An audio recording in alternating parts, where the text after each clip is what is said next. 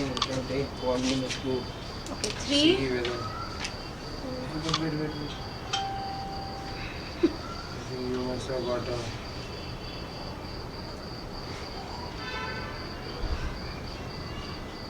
ऊपर का चल रहा है. Yeah, it's from. Alright. Yeah, I'll also need to look at the questions if people have any questions.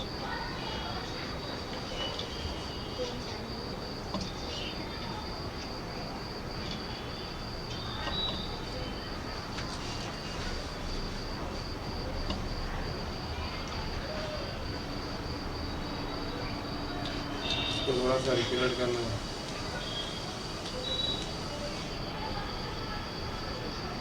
You can talk. Start talking. Okay.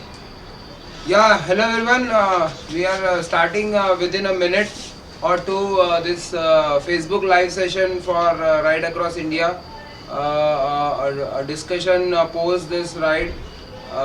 So we are just starting in a minute or so.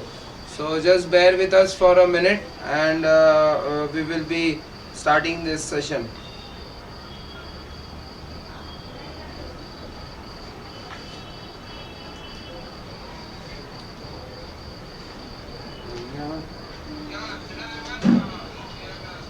Yes.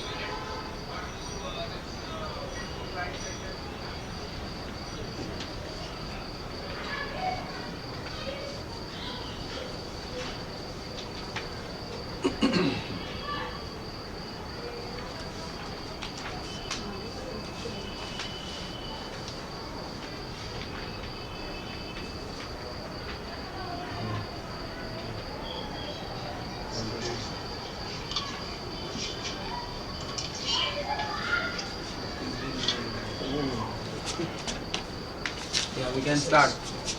Yeah. So Milind, Yeah.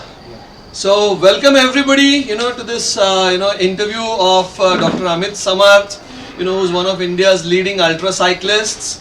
And this interview is, to cover, the about a ride across India, the planning that went into, planning this ride and the, events that took place during the actual ride.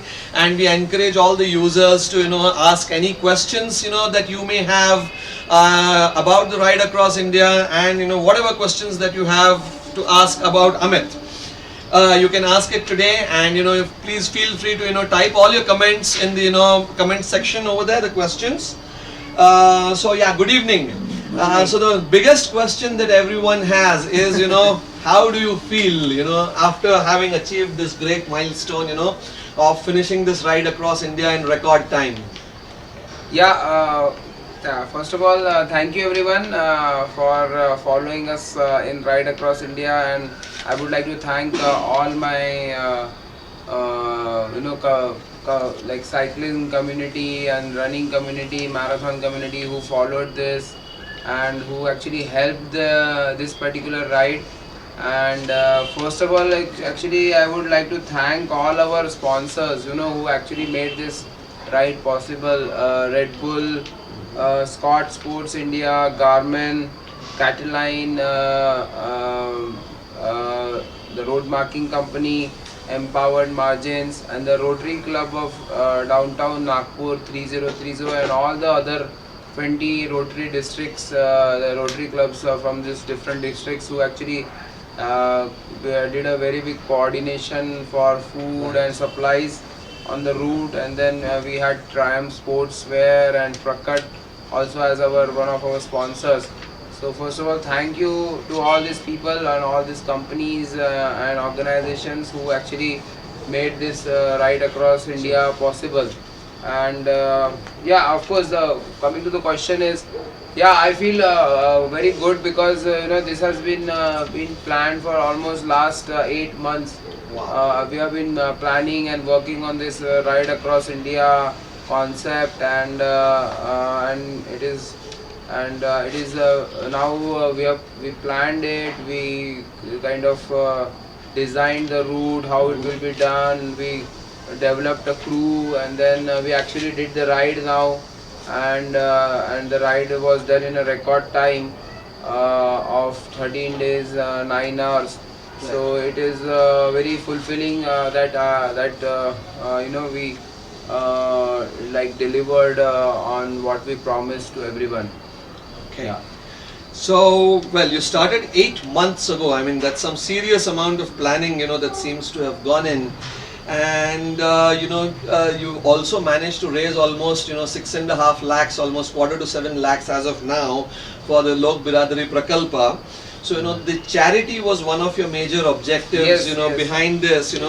So many of the viewers are asking, like apart from charity, which you've been doing this for a charitable cause to help others. Yes. So what have been some of the personal drivers or personal objectives which you had in doing this ride?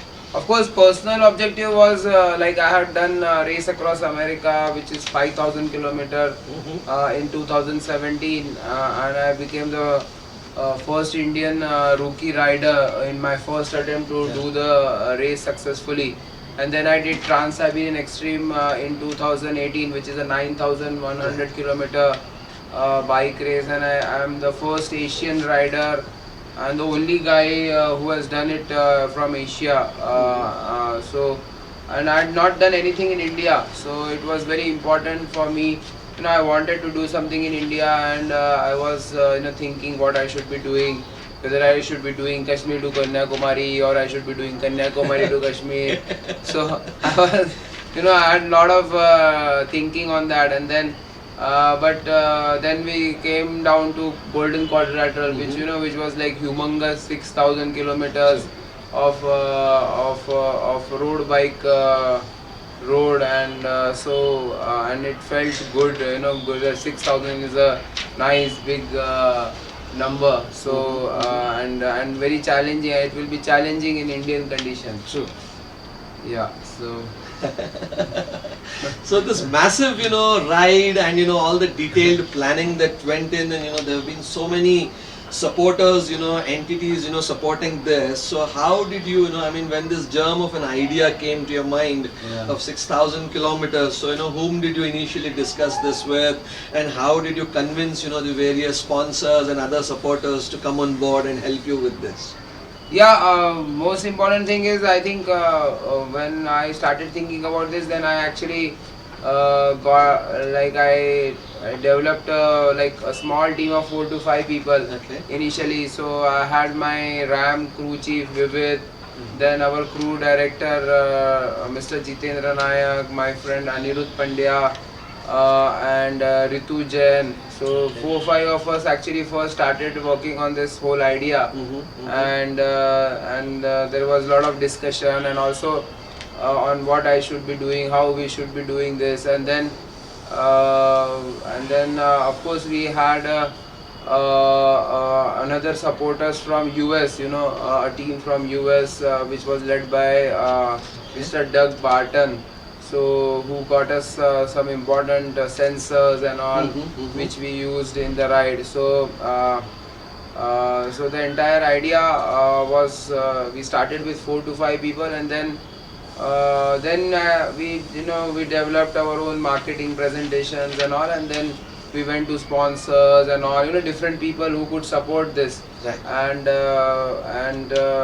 then this is how it started developing slowly. And one thing I can say is, if you really want to do something sincerely and all, and if you have a very sincere effort in that, then automatically people will help you, support you. True. You just have to be more persistent with it. That's what I understand with all this, because otherwise it's not possible to do this kind of a ride across India with technology and all this whole thing. So so you knew many of these people, and you had a relationship with them. There's been some mutual respect, for you knowing the supporters knowing about your previous efforts. Yes. So you knew many of these people, and that's how it started. Yeah. So that's how it started, and all the relationships have been long term with me, and I have been associated with them for last 4-5 years. Right. And and everybody knows that I am full time into sports and sports promotion. So those things also helped me a lot because I am not just doing it for one personal achievement, because Exactly. all these things also help us to develop a cycling community in India and promote cycling not just in Nagpur but all across the country. True. So this whole ride across India is actually a kind of an example for anyone who would like how to do things. Right, right, right.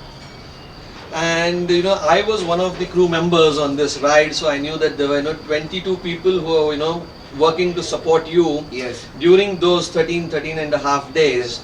But I mean, as you mentioned, like you took some names who were definitely not there, like maybe Ritu Jain, or some people who were doing things at the back end, designing stuff for you, handling your communications, Yes.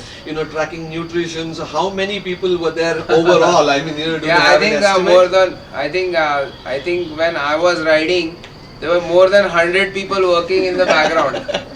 At least 100 people, because when I was riding, there was a team which was working on technology. Yeah, exactly. There was a team which was working on social media. There was a team which was working on branding, creatives, and all. Then there was a team which was actually working with me behind because they were crewing me. We had a crew member, at least 12 to 13 people at any time crewing me in Right. 3 different cars. Right.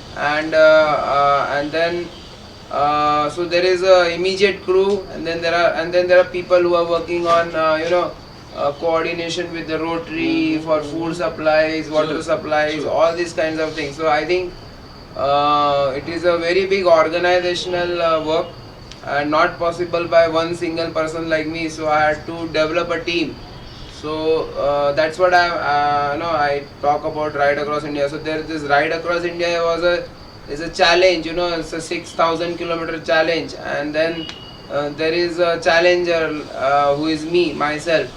But I can't do this alone. So to do this, I need a massive team. So that's why we had this team. And when I was riding, so at any point of time, 100 people must be working to actually make True. Ride Across India possible on road, as well as one of the most amazing part of the Ride Across India is the technology. Right. We for the first time in India we had this live tracking technology we were using for giving live updates on what is my location and all, and how much distance I have covered. So I think this is Yeah, the technology, I mean, Yes.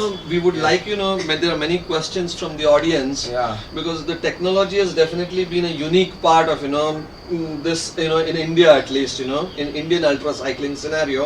Yeah. And what I believe is that many of these sensors that you used, Yeah. are really cutting edge technology. Until, maybe about a decade ago, they were like, used only by, astronauts. For NASA, it was not accessible to the common man. So, could you just talk a little bit more about, what are the different sensors and, what their role was, in this ride? Yeah, so technology, we had two kinds of technology. One is our website. Mm-hmm. That itself is a technology in itself. Our website, and our website is not just static. It was actually developed to give my live location Right. and all. So we had a satellite tracker, Yes. and the satellite tracker, we were using the signals from satellite tracker to show my exact location on the route map on my website, on this particular website of Ride Across India. So that itself needs a massive technological integration. Right. Then apart from that, when I was riding, I was wearing a lot of sensors like heart rate monitor. Mhm. I was wearing a core temperature sensor. Then all my bikes were having power pedals. Garmin power pedals. So we were using power pedals to actually record how much power I am putting into every pedal. I was also wearing muscle oxygen sensor. A sensor which actually records how much what is the saturation level of oxygen in your muscles, not your blood actually, but in your muscles. So we were recording that particular parameter also, and so there was a technology which was giving live location, and then there was this technology which I was using on the ride itself, and we were collecting all this data in Correct. Garmin Cyclo computers, and we were saving the data from Right. time to time. So this is how we have so technology has been the most amazing and unique part, and the most interesting part of ride across India. Right.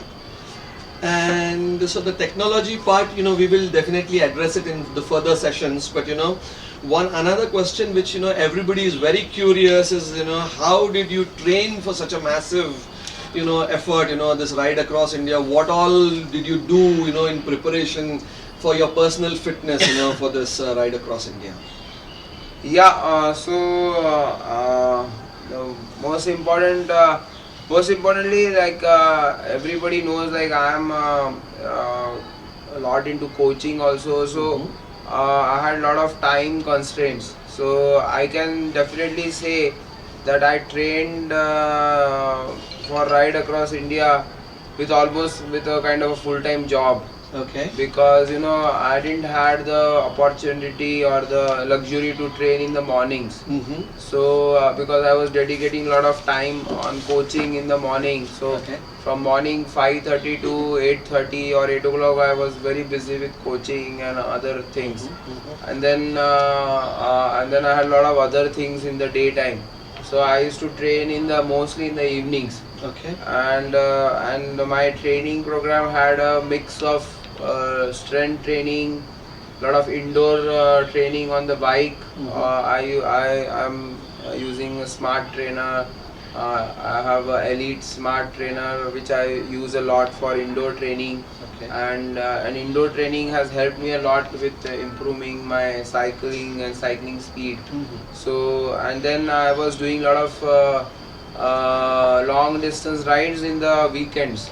Like weekend also, like for me weekend was Sunday and Monday, Mhm. rather than for people Saturday and Sunday is the weekend. For me weekend is Sunday and Monday. So I was doing long rides on Sunday and Monday, like 200 plus kilometer rides or 300-kilometer rides, and that is how I actually trained myself, and I used to do long rides on weekends, and then short and more high quality training in the weekdays. Okay. And then I was also doing some amount of running also. Mhm. So and then a lot of fitness, like core training, and training my upper body, my shoulders. Of course I was training my legs a lot, but a lot of training to develop overall fitness Right.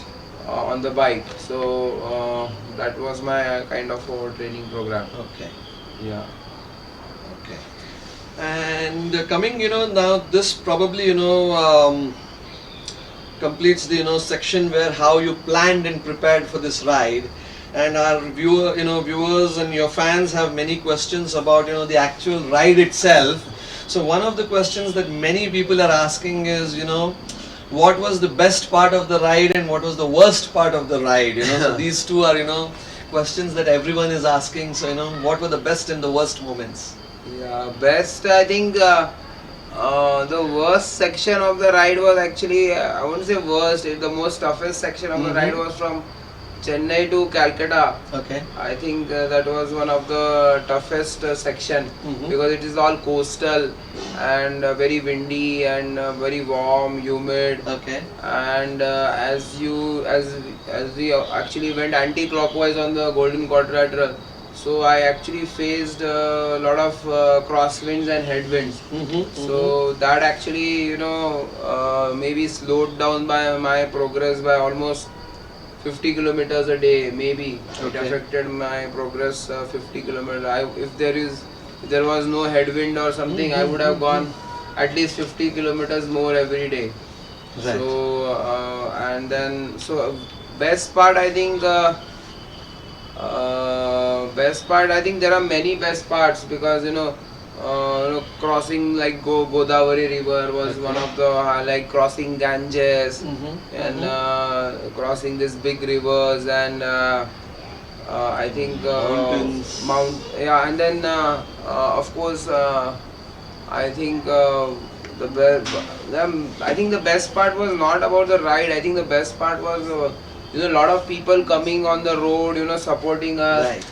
That was I think the one of the most amazing part of this ride across India because we connected with so many cycling communities True. and people from marathon community or Rotary clubs, people who would like to appreciate something like this. So I think that was the best part of it, and I can remember one amazing part is when I was riding in the night somewhere.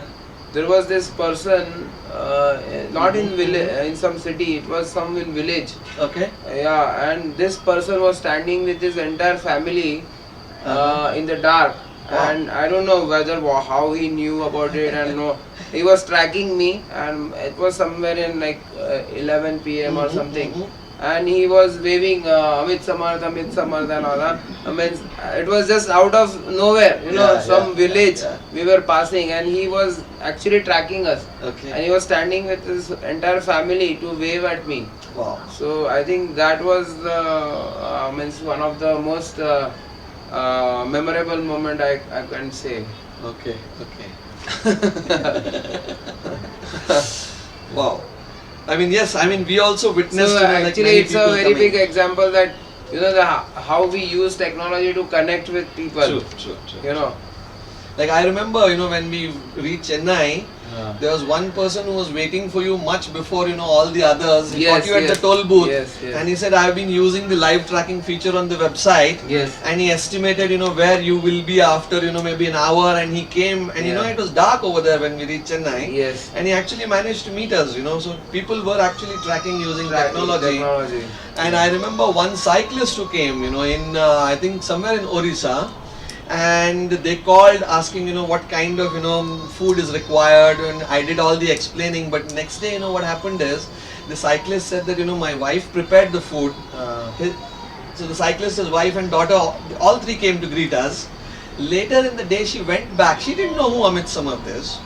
She Googled, and then she was stunned, saying, and then she said, "Oh, it's good that I didn't know who I'm cooking for, because she said if I'd known who Amit is, then probably I may not have been able to cook." So that was, I mean, that is something that when that person called and told me in Orissa, I was also taken aback, at the overwhelming emotions that everyone had. So many people came and supported, which is like really, we should all be thankful to them. Right. So many people, unnamed. And one more question about the ride. People were asking, saying, you had 3 crew cars, so, what was the role of all these, 3 different cars, and how were they supporting you, 3 cars, what was their role in supporting you? Yeah, like 3 cars means we had 4 people in every car, and then 4 crew members, and so one car is always there, which is a permanent crew car, which is behind me, which has all my clothes, my food supplies, and all the cycling related accessories and all. So everything is in that one car. So the car doesn't changes, the crew changes. True. So the crew gets replaced in the car, and then so the one car is always behind and always supporting, protecting me, navigating me, giving me food, water, whatever is needed, nutrition.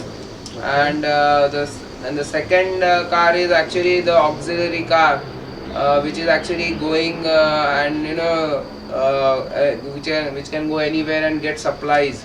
So anything water needed, anything food needed, so they can go ahead and arrange for food and all whatever is needed, collect food. So the second car was doing that. Okay. And the third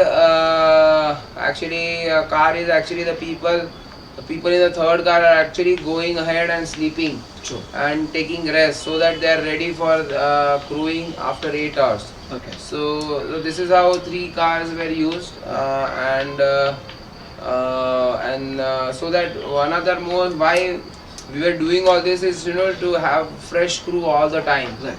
Have fresh crew, fresh energy into the entire crewing, and having keeping the also it is important that we have fresh drivers, so that so safety is also Safety is very very important. very important thing in this entire thing. Not just safety of the rider, but the safety of the entire crew itself. Okay. So that is why we had a massive planning for crew and crew members, and it is all led by Mr. Jitendra Nayak, Right. and who was our chief crew director for the entire ride. Right.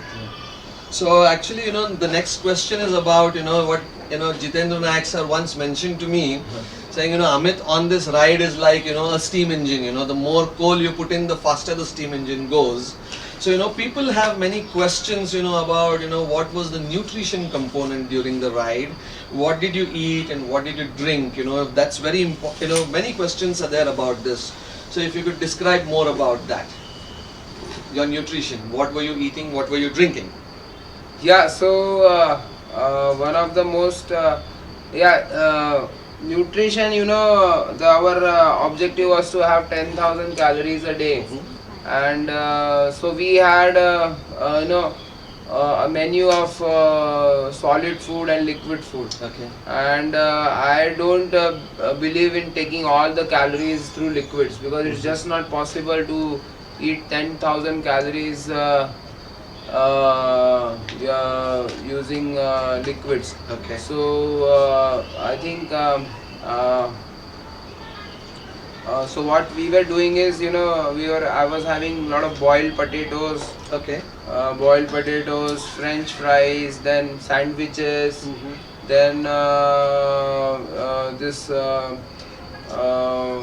sweet potatoes, boiled Okay. sweet potatoes. Then I was having dal khichdi with ghee, so a lot of khichdi with ghee. So that was our solid food, and then we were using fruit juices with another set. Then I was also having a lot of sweets also.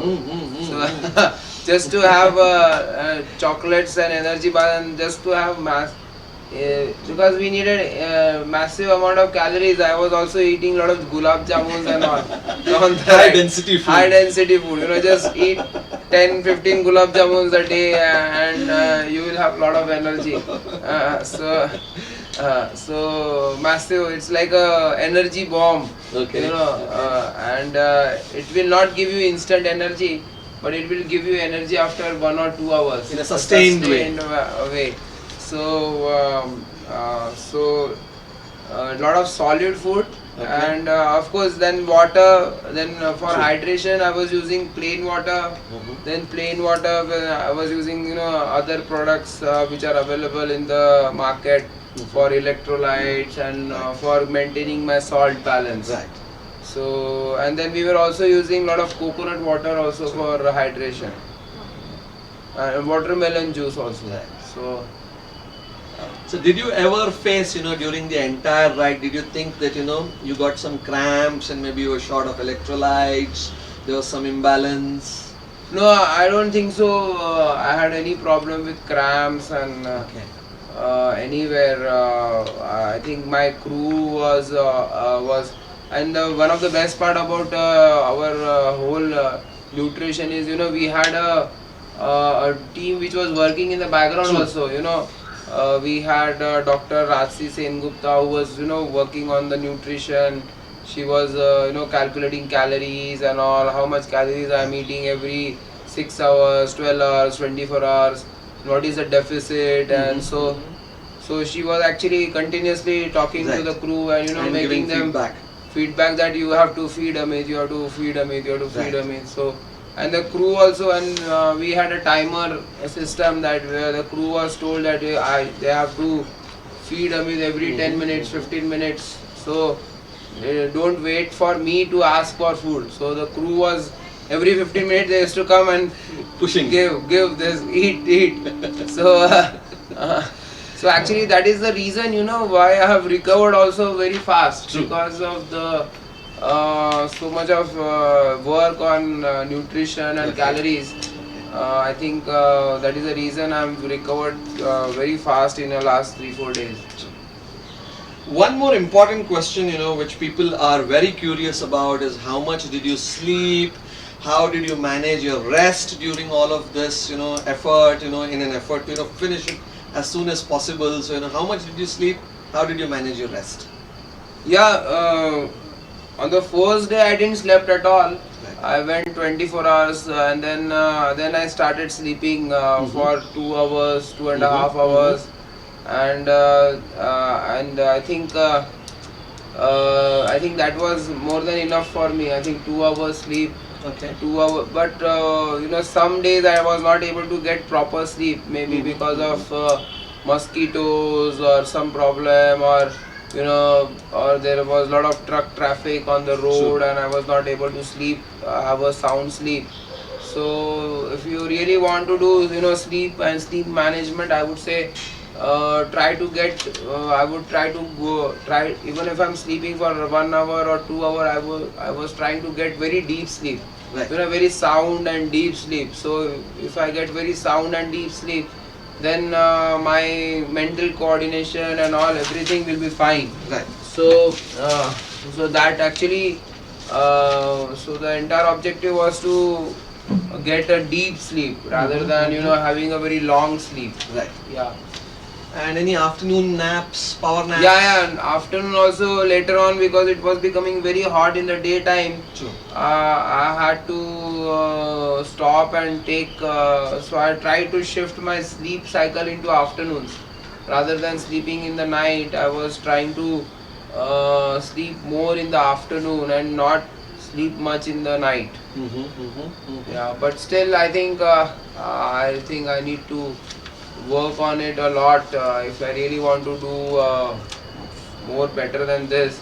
I think I will have to work on that sleep Okay. pattern management, because you need to be you need to have that you need to be, I think you need to train yourself more on that particular aspect. Yeah. Right. So another, you know, question which, you know, couple of people have asked, you know, about, you know, this whole effort, because, you know, there's also this, you know, physical preparation which has gone into it Yeah. for your fitness, and then there's also the mental component. So they're asking, saying how much mind, how much body. Yeah. Actually, you know, there is only, I always tell them that ultra cycling and all is a mind sport, and you have to, you know, physically you can build up only to a limit. You know, there is only a limitation for physical build up. Okay. And when you are physically building up yourself, you also have to parallelly build up yourself mentally. You know, so when I'm preparing for something like this, I will think about the ride. I will think about 6,000 kilometers. This is how I'm gonna do. I will think about that I'm gonna ride continuously. You know, I will think as if I'm you know, kind of a madman on the road. Okay. You know, means I just you know, totally totally kind of, you know, kind of psych myself into it that you know, I'm gonna do something like this. So it's a physical build up and then mental build up, and then you build up, and then you hold for last 2 weeks, and then and then you go and release it on 6,000 kilometers and you take your crew also along with that. Right. So again, you know, many questions, you know, which people are asking about, you know, challenges, different challenges, you know, which you face. So, you know, one comparison which is often coming is, you know, in the race across America, you rode 5,000 kilometers, here you did 6,000. But, you know, America is, you know, more, you know, better roads over there, very low population densities. In India, we have huge population, you know. So did you face any safety issues on the roads? Was it, you know, better during the nights, or was it even more dangerous during the nights? You know, you need to tell us something about, because, you know, we were all following you, so we don't know what was going on in your mind. So, you know, you need to talk more about that. Yeah, I think race across America and Russia, the traffic conditions and road conditions are way too different. Means the race across America goes through a very low density population areas, and Right. you hardly hit any major city and all.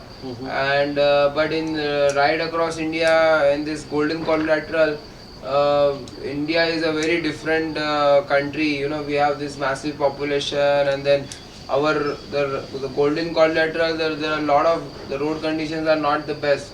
There are so many patches of 150 kilometers where the road is bad or the road conditions are Under construction. Under at the construction. moment. There are a lot of flyovers which are being built up. Mm. So even the road is good. There are a lot of diversions all the time. So even in 100 kilometers there will be some 50 diversions. So and you can't help do anything about it. You just have to live with those particular conditions. So I think ride across India and race across America, there are no comparisons, because I think ride across India is way too difficult and Okay. way too different because of the Indian road conditions and Indian traffic behavior. Ride across India is means in terms of safety, it is not the most safest Okay. ride to do. I can tell you it is. I can tell you sections like, you know, from Bhubaneswar to Calcutta, Calcutta to Durgapur. There were like thousands of trucks. Okay. You know, thousands of trucks moving on the highway, and these highways are so busy for all the 24 hours. So I think I think ride across India is way too hard and difficult because of all these factors. Okay. Means I don't know if any other outsider from other country would like to come and do this, because it's a it's a challenge for them. True. They may not be used to these conditions. Yes, we yes, are, yes. you know, being citizens of this country. Yeah, used to it. we actually we are used to the traffic Right. behavior in this country. Right. Somebody So- coming on the wrong side Yeah. suddenly. Yeah, we can sense that, but the people True, from other true. country might not be able. We can even sense the guy coming from left hand side. Exactly. You know, we can sense that. Yeah. But a guy from another country Probably may might not be able to sense it. Right. You know that there is a vehicle coming from this side and it will go this way in front of you. True, true, true. So I think so our minds are actually more tuned for all this. So another question related to road safety and the mind, you know, Yeah. which people are asking. Now it's, you know, like there's this belief that, you know, in ultra cycling, you know, beyond the point when, you know, you have stretched yourself, you know, you start hallucinating. So did you ever face anything like that now in the ride across India, and what did you do in that case? No, I don't think so. I ever hallucinated in ride across India at all. Okay. So only thing is, yeah, on the last day I was like more sleep deprived. Mhm. So I was having, I was having, you know, problem with like little bit focusing on the road and on the traffic. So we went with our golden rule Okay. of safety. So whenever there is a problem with such things, so you better take a break and sleep for 1.5 hour, and then only continue the ride. So I Okay. never had a hallucination problem in this. Yeah, no hallucination problem. Right. And what else? Now there are Yeah, one more lot of other questions, but also be there. A lot of people have this question is saddle sore problems Oh, yes, and all. yes, So yes. a lot of people have this question like whether I had saddle sores. So I will tell everyone that I never have faced any problem of saddle sores, Okay. and the secret to that is training. A lot of saddle time itself, Okay. and then use good quality of cycling shorts. Okay. So I was changing cycling shorts every 7 to 8 hours. Right. So use, and also I was using minimalistic saddles, not very cushiony saddles and all. So a lot of people think that they should use more cushioned saddles, but I will tell them you go opposite. You use less cushioned saddles, you will have less problems with saddle sores. And another problem is a lot of people have with swollen feet and all. So to avoid swollen feet, you have to do barefoot walking. Okay. So if you do a lot of barefoot walking regularly, you will have very strong feet. So you will not get this problem. Okay. Then many people have questions about the basic equipment for the whole thing, which is the bicycles itself. So if Yeah. you could tell our viewers more about the bicycles that you used. Yeah, so bicycles, I used all the so this entire bike sponsor for the ride across India is Scott Bikes, and Scott has one of the best bikes. It is a company which invests a lot in research and design and all. So this was one of the bike which was used in ride across India, and most of the bikes were road. All the bikes are road bikes, and some bikes had a 53 teeth crank, and some and this bike had a 52 teeth crank, and so apart from that, there is nothing much anything special I have done for the bike. Everything is just the way the bike is, and there are no aero bars also. So you can see I actually didn't use any aero bars. One of the reason for that is again to keep myself safe, because if you are a lot on aero bars and all the time, then you are more I would say more unsafe on the road, because aero bars are always little unsafe, because it is difficult to put on brakes and all on aero bar. The road conditions probably were not. Road conditions and as well as the traffic scenario. Traffic scenario. Okay. Because I don't know what is gonna come within suddenly from somewhere. So and our entire objective was always to finish the ride. Right. So safety was important, and the timing was secondary to you. Safety was always the most prime. Okay. And there were no compromises on safety. And one interesting question which many people are asking, this you mentioned a little while ago, saying you did go counterclockwise. Yeah. And which was even more difficult because the wind conditions were against you for bulk of the time. Yeah. So any particular reason why you chose to go counterclockwise and not clockwise like all the other people who have attempted and finished the GQ ride? Yeah, actually this is counterclockwise is more difficult. No particular reason actually. My friend said you do go counterclockwise, I went counterclockwise. So it is all this guy. This is the guy who told me. Well, actually there was a friend of yours who was a marine pilot, and he pointed it out first. He and Anirudh Pandya. These are the people who are responsible for all this. So another interesting question about your timing and the record, which people are asking. They wanted me to go through more pain and. So would you if you think you go clockwise again, would you be willing to attempt another ride across India and improve on your timing, or would you wait for someone else to improve on this timing and then maybe attempt a ride across India? No, this whole thing is actually not about some records or something. Actually, every record is unique. So whoever is doing the ride itself for 6,000 kilometers itself is a big achievement. And I am actually, and I'm thankful to all these people who are actually trying to do this. So, I'm not very hard pressed on some records or something. I've already done Race Across America, Trans-Siberian Extreme, and now this ride across India. I would like to do it again, like in a clockwise way and all.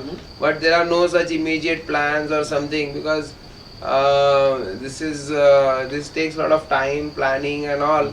And I think we will do it, but there are some other goals which I have already, which I would like to fulfill first, and then try to do something like this.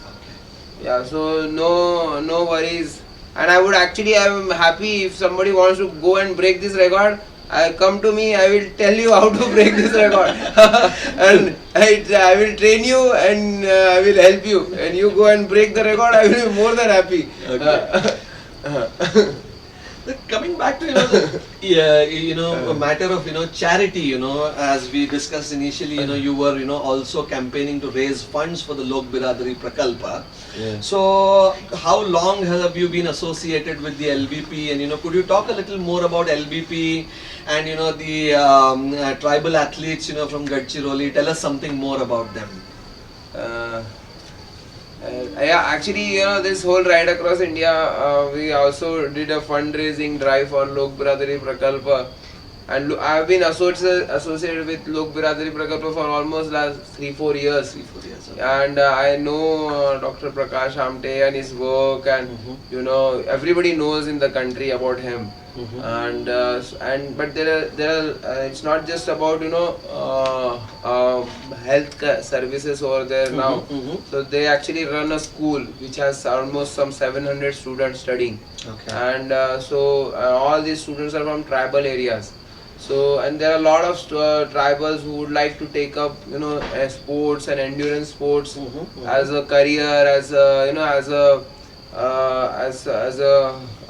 way to compete in the world. Okay. So, and there are a lot of very highly talented students over there, children over there. So we would like to support these children to actually fulfill their dreams, take a step forward into endurance sports, get into cycling, marathon training, maybe an Ironman or triathlon. Okay.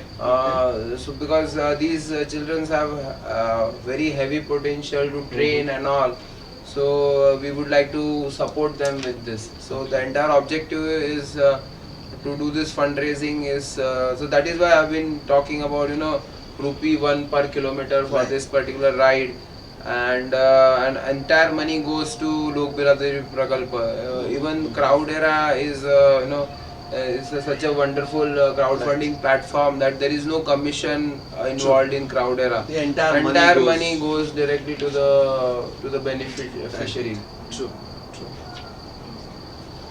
And a couple of other questions which people had. One is, many people are asking, is there any, upper age limit for people to enter this field of ultra cycling or ultra sports? Do you necessarily have to be a teenager or a youngster to get into this, or could you start a little late in life? You can very much start very late. I started at the age of 35. Okay. So I think anybody can start at any time. If you are in your 30s or in your 40s, I think if people are in their 30s and 40s, it is even better for ultra cycling and ultra sport, because they have more matured minds, and they have more matured outlook for taking up training and doing things. So I think there is no age limit for this. The only limit is in your mind. Okay. Okay. Yeah, so the mind-body question. So the mind is equally important. Yes. So. Yes. And any other tips that you have for beginners, youngsters, who are thinking of getting into improving their fitness, getting into endurance sports, or even the ultra endurance category? Yeah, I think for youngsters who want to come into cycling and all, I think they should only first focus on becoming a good short distance rider, focus on improving their 40 kilometer cycling, their 100 kilometer cycling, their 200 kilometer cycling. So if they improve on their these distances first, and only compete on because cycling is a very big world in itself. In cycling there is time trialing, there is 40 kilometer time trialing, then there is 100-mile race, maybe 200-kilometer race, 250-kilometer road bike race. So it's a very different world. Then there is a mountain biking, which is another different world. So you will have to choose, what world you are want to work on. So you have to choose what particular. Cycling itself has some 10 different streams to offer. Okay. Then there is track cycling, which is another different thing. Track cycling is way too different than what we do on this Indian our roads. Track cycling is extremely under controlled environment. Everything is indoor and all. There is no wind, nothing, and you just have to be. It's just man and machine thing. So and what ultra cycling is way too different. Right. So you will have to choose for beginners. Most important thing is first work on your cycling basics and improve on short distances. Okay. Then if you want to work on long distances, then you work on long distances. That's it. Do what is sustainable also. Okay. Okay. Yeah. And for a beginner, I mean, how many years of, preparation do you think, how much time should they put in at a minimum, to get into, that required level of fitness? I think 2 to 3 years. 2 to 3 years. 3 years, yeah. Okay. And Yeah. being consistent at that. Yeah, find a person who is very good at cycling, who is coaching and all, Okay. and then who would give you good advice. And most important thing is you will have to have your own discipline in endurance sport, because coaches and all will only able to guide you. Right. Coach can only guide you, but he is not gonna come and ride for you. It's only you will have to do it. So very important. Like you develop first a discipline, and then work on that particular discipline and that particular distance only for 2 to 3 years. Okay. Once you excel in one particular discipline, then you try to maybe go for ultra endurance or ultra cycling kind of disciplines. Right. And one question which has recently come up. I mean, you did the race across America, and now you did the ride across India. So I think probably what you have done is your averages here are slightly better than what you did in the RAM 2-3 years ago. Yeah. So would you be thinking of doing another race across America in the near future sometime? Yeah, why not? I would like to do race across America again. Okay. And when I go again, I would like to really improve on my timing on my entire how fast I do race across America. If you see we have if you see our averages and all, Yeah. these are these averages can actually get us inside 9 or 10 days in race across America. Wow. So and in race across America there are no other factors like bad roads and Safer, much traffic safer. jams and all, which you find in India. So I think it's very much possible. Right. So definitely, I mean, you do seem to have some further plans as well. And on behalf of all the viewers, I mean, I'd like to wish you all the very best, for your future thank endeavors and adventures. Yeah. And we hope to, keep following you on social media, in your future endeavors and adventures, and anything else that you would like to share with your followers or your supporters, different supporters? Yeah, nothing. I would just like to thank everyone, all the supporters, followers, all the sponsors, who have helped us, and please go and check the website also of Ride Across India. There is a lot of data available, and we will share all the data related to my all the entire ride. What was my heart rate? What was my power? Everything for every segment, every particular distances. We will share that, and I